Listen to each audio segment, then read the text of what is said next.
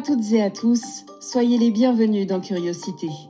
Cette semaine, votre magazine vous présente ses bons vœux et vous emmène découvrir une exposition au centre-ville de Colmar, Bruissement de Renaud Aliran.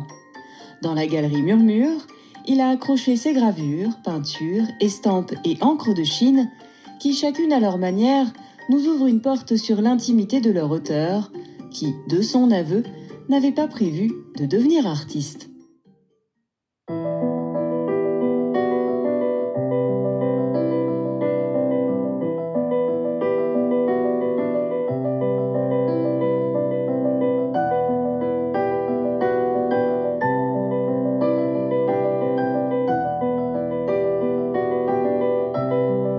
Je ne pensais pas faire de la peinture, peindre et être artiste, entre guillemets. D'ailleurs, j'ai mis beaucoup d'années à dire que j'étais artiste. C'est un chemin un peu atypique, on va dire. J'ai fait des études de droit et du jour au lendemain, j'ai tout arrêté. Donc j'ai arrêté le droit, la fac, et j'ai acheté quelques tubes de peinture. Et j'ai eu comme une sorte de révélation, donc ça c'était il y a 30 ans à peu près. Mon univers a basculé complètement dans la peinture. J'ai travaillé, beaucoup travaillé pour apprendre justement les techniques que je ne connaissais pas. Et j'ai fait ma première exposition quelques mois plus tard. J'ai d'abord commencé en fait mon travail par le dessin à l'encre de Chine, la gouache, plutôt un univers papier. Peu de toiles, j'en fais quelques-unes, mais c'est vrai que le papier, j'ai une passion pour le papier.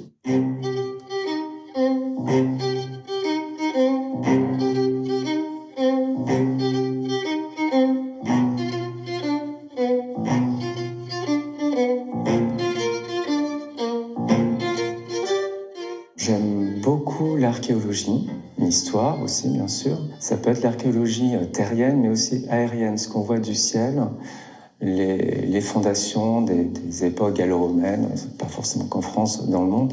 J'aime l'écriture, donc il y a quelques écritures. J'écris avec ma vraie écriture, des choses intimes. C'est pour ça que je brouille les pistes en fait. J'ai pas du tout envie qu'on déchiffre. Et j'aime les paysages, bien sûr, paysages imaginaires. J'ai beaucoup voyagé, mais quand je peins, c'est spontané. C'est pour ça que j'utilise aussi l'encre de Chine et la gouache, qui sèche très vite, il n'y a pas de repentir possible. Il n'y a pas beaucoup d'humain, on va dire, dans mon travail, qui est à la limite de l'abstrait et du figuratif. J'aime l'architecture, ça peut être l'architecture urbaine ou l'architecture naturelle, végétale, minérale. Donc tout se mélange un peu, il n'y a pas un jour pareil. Et quand je me mets au travail, en fait, a priori, je ne sais pas trop où je vais partir, mais quand je pars, c'est parti.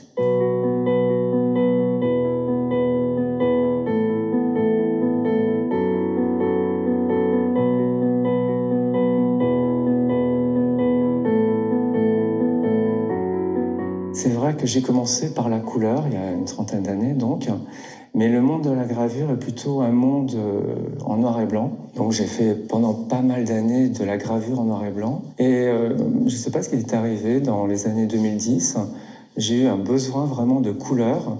Donc la couleur noire est toujours présente, c'est un peu ma base de travail. Et j'ai ajouté du bleu, du rouge, c'est toujours des couleurs assez basiques en fait, les couleurs primaires, dans la gravure, pour avoir une sorte d'effet vitrail avec des superpositions. Quant au gouache, par là je mélange les techniques, donc c'est pour ça qu'on a des camailleux souvent. Et peut-être le plus dur, c'est les encres de Chine, où j'étire vraiment l'encre de Chine du noir profond quasiment au blanc du papier. Il n'y a vraiment que l'encre de Chine, c'est pas rehaussé à la gouache blanche.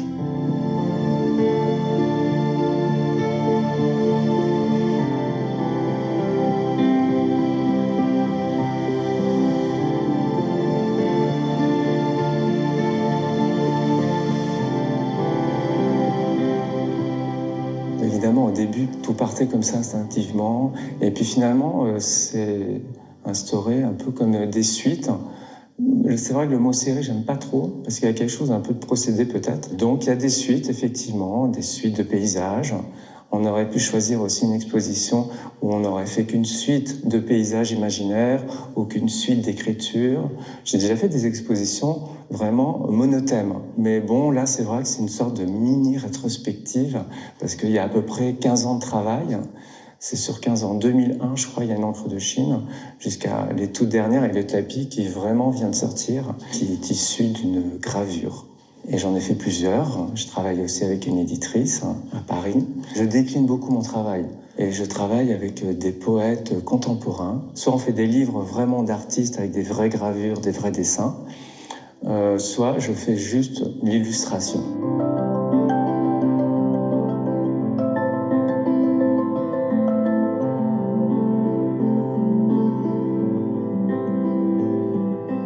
C'est ma première exposition donc à Colmar, dans cette très belle ville que je ne connaissais pas beaucoup. J'ai quand même fait une petite résidence chez Rémi Bucciali, le grand maître de la gravure, imprimeur, avec qui j'ai fait 23 planches en 2015. Mais c'est la première fois que j'expose à Colmar. Ce que je veux partager, c'est des moments d'émotion, d'intimité. Mes dessins, mes gravures sont comme des petits moi, on va dire. Et je les appelle mes enfants de papier. Donc ce que j'espère, c'est qu'ils partent à droite à gauche et qu'ils vivent leur propre vie. C'est une sorte de petite pérennité à droite à gauche que je sème et parsème. Et voilà, pour moi, c'est un honneur, c'est beaucoup d'émotions.